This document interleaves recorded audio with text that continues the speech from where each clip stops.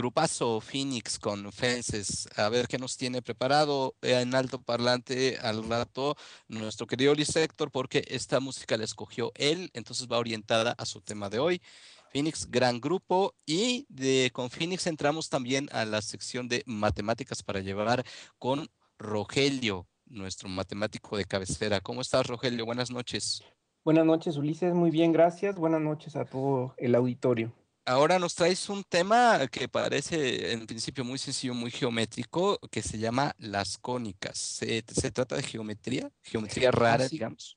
así es.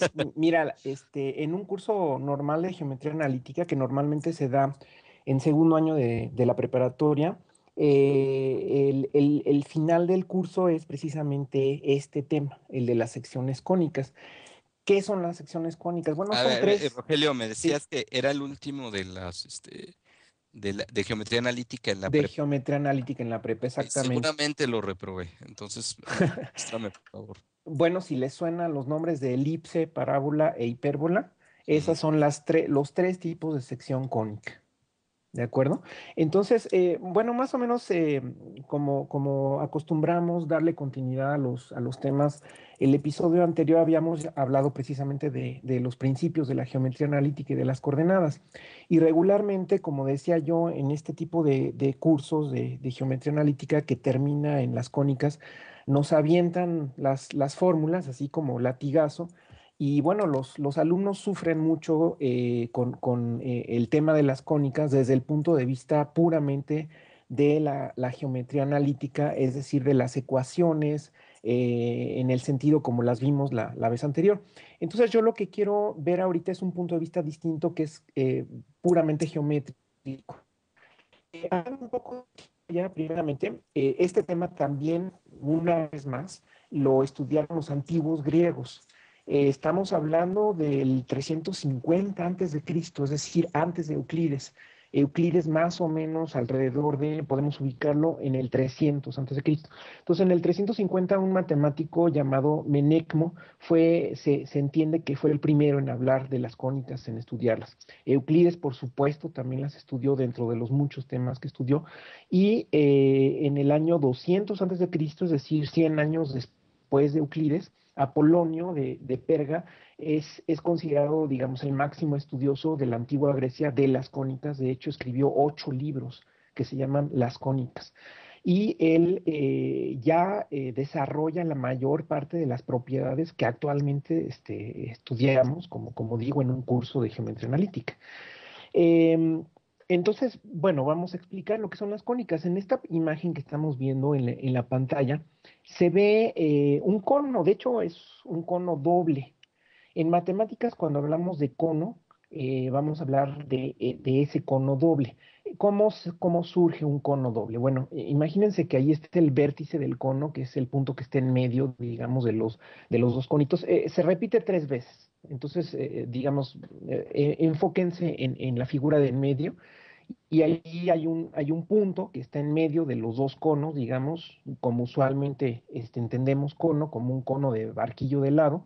Uno está hacia arriba y otro está hacia abajo. Bueno, ese vértice, digamos que es un punto donde ustedes pueden imaginar que una recta que está inclinada gira alrededor de un eje vertical. Y así es como se forma el cono. Entonces, si una recta que la podemos concebir infinita, que cruza ese punto, en ese punto, digamos, pensamos que es el centro de un giro alrededor de un eje vertical y se forma precisamente el cono. Es una superficie. Se entiende que no está relleno el cono, ¿no? Es una superficie, es simplemente la cáscara, digamos, arriba y abajo. Entonces, eso es lo que vamos a entender primeramente como un cono que se extiende de manera infinita hacia arriba y hacia abajo. Ok, entonces, ¿cómo surgen las cónicas? Bueno, el nombre completo es las secciones cónicas. Una sección, pues, es lo que se obtiene cuando se hace un corte. Entonces, aquí vamos a cortar ese cono doble con un plano. En la figura de en medio, vamos a empezar con la de en medio. El plano está cortado de tal manera que se forma una elipse. Entonces es un plano que podemos concebirlo primero horizontal, como el que está abajito, donde se forma un círculo, una circunferencia es lo más correcto porque se está hablando de la curva, que es una circunferencia perfecta, como es la circunferencia, y si se inclina un poquito el plano, entonces se obtiene una elipse, ¿de acuerdo? Si se inclina todavía más el plano, de tal forma que el plano sea, digamos, paralelo a la recta que forma el borde del cono, y vean ustedes la primer figura de las tres que tenemos ahí, entonces se forma la parábola. Es decir, la elipse que, digamos, si ustedes lo ven como una película, como un movimiento, partiendo del plano horizontal y que se va inclinando poco a poco, llega un momento en que la elipse se abre y se convierte en una parábola, que es la figura que tenemos en la primera figura de estas tres que tenemos, ¿no? Y por último, si todavía inclinamos más el cono, perdón, el plano que está cortando el cono, de tal forma que ya podemos verlo como vertical o casi vertical, entonces obtenemos una hipérbola. ¿Qué sucede? Que la parte de arriba del plano ya corta el cono, es decir, el doble cono es cortado en dos ramas, por eso la hipérbola tiene dos ramas, y así se forma la figura que está al lado derecho. Esas son los tres tipos de secciones cónicas. Ok, entonces ahora vamos a ver la siguiente figura y vamos a introducir un nuevo elemento en esta figura 2. Este nuevo elemento se llama las esferas de Dandelin. Dandelin es un matemático, se escribe Dandelin, se pronuncia Dandelin en francés porque es el nombre de un matemático francés del siglo XIX, principios del siglo XIX. Más o menos cuando se estaba consumando la independencia aquí en México, en esa época, concibió Dandelin estas esferas. Ahora, fíjense, aquí nada más nos estamos concentrando en la parte de abajo del cono, ya no estamos poniendo el cono doble, el cono de arriba, pero estamos poniendo el plano que está cruzando el cono y que está formando una elipse. Entonces piensen en esas dos esferas. ¿Qué son? Son dos esferas que están perfectamente encerradas en el cono, entre el cono y la elipse. La esfera de arriba, la esferita más pequeña, está perfectamente encerrada de tal forma que está tocando el cono en un círculo horizontal y está tocando al plano que corta, inclinado, donde está la elipse, en un punto, en un puntito. Ese puntito en la figura se llama F y es lo que se llama un foco de la elipse. Abajo está otra esfera igualmente tocando al cono en un círculo, en una circunferencia horizontal, y a la elipse por debajo en otro punto. Ese otro punto es el otro foco de la elipse.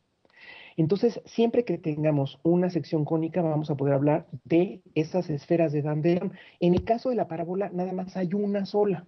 En el caso de la elipse hay dos, que son como estas, y en el caso de la hipérbola también son dos, nada más que una esfera está en la parte de abajo del cono doble y la otra está en la parte de arriba del cono doble. Usando estas esferas de Dandelin, se puede demostrar una propiedad muy interesante de la elipse, que es la siguiente. A ver, pongan atención a esta propiedad. La propiedad dice que, imagínense entonces la elipse como un conjunto de puntos o como un punto que se está moviendo. De hecho, lo que demostró Kepler en su primera ley es que los planetas giran alrededor del Sol formando una elipse. Pudiera parecer una circunferencia, pero en realidad es una elipse donde el Sol está en uno de los focos, de los dos focos de la elipse. Entonces imagínense como si fuera un planeta que está girando alrededor del Sol. Ese planeta, ese punto, le podemos llamar. ¿Ok? Entonces, es las distancias que se pueden ver desde el punto P, desde el punto P hasta cada uno de los focos, forman dos segmentos, y la propiedad es que la suma de esas distancias siempre es la misma independientemente de dónde esté el punto. Bueno, pues esa propiedad caracteriza a la elipse y de hecho con esa propiedad se puede dibujar una elipse con el llamado método del jardinero. O sea, tú pones dos clavos en una superficie, dos clavos, amarras de un extremo de un hilo de un clavo, el otro extremo en el otro clavo, y luego con un lápiz vas tensando el hilo y vas dibujando. Lo que se dibuja es una elipse precisamente porque estás en el papel poniendo esta propiedad de la que estoy hablando. Repito, la suma de las distancias a los dos puntos fijos, que son los focos, es constante. Y entonces con las esferas, ahí si ustedes ven la ilustración con un poco más detalle, se puede ver que en efecto esa suma de las distancias es una distancia constante, un segmento constante que va desde el círculo de arriba, de la esfera de arriba, el horizontal hasta el círculo de abajo y independientemente de dónde esté el punto, esa distancia siempre va a ser constante y eso es una demostración que si se hace con las ecuaciones y el álgebra, etcétera, es muy complicada porque uno se mete pues en los símbolos y es lo que atora luego a los alumnos y hace que sufran y reprueben y demás. Entonces, yo pienso que si se pudiera introducir de esta manera las cónicas, creo que las cosas serían más fáciles. Claro que hay que tratar de adaptar la mente a la tercera dimensión, porque si ustedes están fijándose, la mente ahorita, cuando estamos observando estas figuras, se adapta a la tercera dimensión, pero creo que no es algo del otro mundo. ¿Tú qué piensas, Ulises? Yo creo que para mí sigue siendo algo del otro mundo. De hecho, yo me acuerdo que pasé esa materia con asesorías y la pasé bien a final de cuentas, aunque fíjate que la elipse es algo que nunca pude completar bien, ¿no? Eh, yo te quería preguntar, estas secciones cónicas, bueno, hablabas del sistema solar, por ejemplo, ¿no? De que se puede, digamos, figura geométrica, elemento geométrico es el que se juega. ¿Hay algunas otras cosas en las que esto pueda estar dentro de la realidad o dentro de alguna aplicación práctica?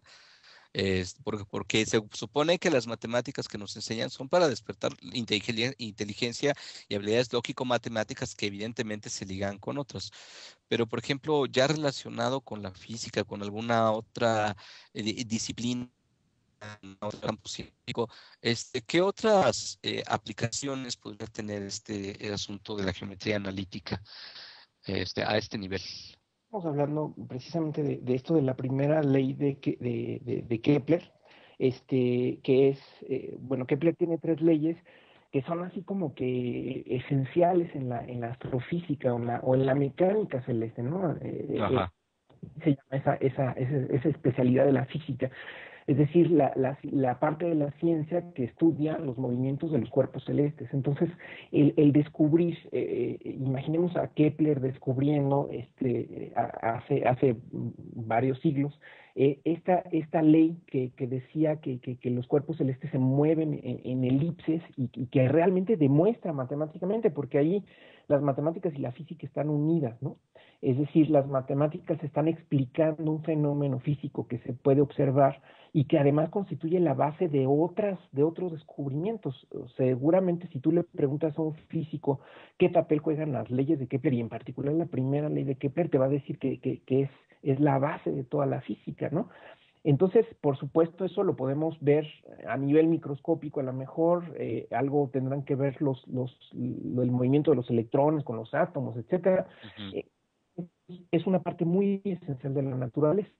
Ahora, por un lado, pero por otro lado, las matemáticas en sí desarrollan la mente de tal forma que nosotros podamos, digamos, expandir esa visión geométrica, como es en este caso lo que estoy tratando de explicar, de imaginar en un plano, porque aquí están viendo una pantalla totalmente plana, pero estamos viendo Ujú.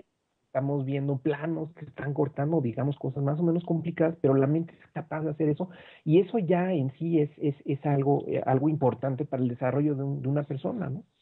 Tu propuesta entonces, digamos, un poco pedagógica en este sentido, es que a través de estos cortes y a través de estas visualizaciones, tú creías que se nos haría menos oneroso y menos duro el tránsito a los que queremos aprender. Sí, yo creo en general que la geometría debe ir así por delante en la pedagogía de las matemáticas, como una punta de lanza, la geometría pura, ¿no? Porque incluso, digamos, en tres dimensiones, como es este el caso, se pueden llevar una maqueta, ¿no? O sea, hay material didáctico que Ujú. son los que están partidos y ahí las esferas, porque no todas las personas tienen la misma capacidad o la misma habilidad para visualizar, por ejemplo, en tres dimensiones aunque es algo que como todas las habilidades se puede entrenar, ¿no? O sea, se Ujú. puede desarrollar, pero digamos, yendo poco a poco, se puede empezar con eso y después ya pasar al álgebra.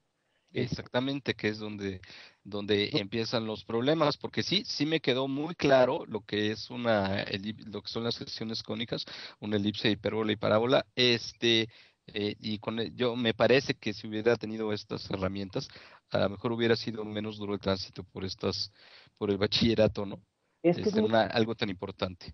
Exacto, porque es muy importante que no solamente veas las variables, las ecuaciones, el álgebra, sino que le des sentido a las cosas, ¿no? Y la manera de darle sentido yo creo que es a través de la geometría. Muchas gracias, Rogelio, por tu sección. Como siempre, salimos con muchas aportaciones recibidas acerca de este mundo que es tan difícil, tan complicado y que nos vas revelando con palitos y manzanitas, como dirían por ahí en la metáfora. Nos vemos la próxima semana y ojalá nos hables más de las otras geometrías, ¿no? Que hay otras más complicadas. Y posiblemente sea el próximo tema, Ulises, claro que sí. Ok. Muchas gracias, Rogelio. Hasta luego. Y nosotros nos vamos con Queens of the Stone Age y la canción No One Knows. Adelante.